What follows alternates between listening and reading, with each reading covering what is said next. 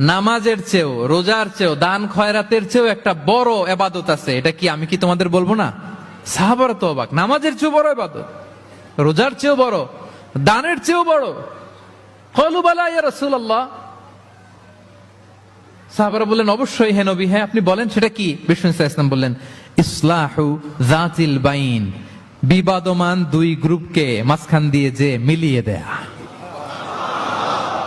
নামাজের চেয়েও বড়, রোজার চেয়েও, সাদাকার চেয়েও বড়, মিলায় দেওয়া। আমরা মনে করি সেজদা দিতে দিতে কপালে দাগ ফেলে দিছি, এটাই তো বড় ইবাদত। এটা তো নিঃসন্দেহে বড় ইবাদত। আমরা মনে করি হজ করতে করতে শেষ করে ফেলতেছি, এটাই বড় ইবাদত। জিকির করতে করতে আমরা দিনরাত এক করে ফেলতেছি, এগুলো তো নিঃসন্দেহে ইবাদত। কিন্তু দুই ভাই বিবাদমান দুই গ্রুপের মধ্যে আপনি যদি মিলিয়ে দেন, এগুলো নফল রোজা, নফল দান, নফল সালাতের চেয়ে বেশি সওয়াবের কাজ। পড়েন সুবহানাল্লাহ।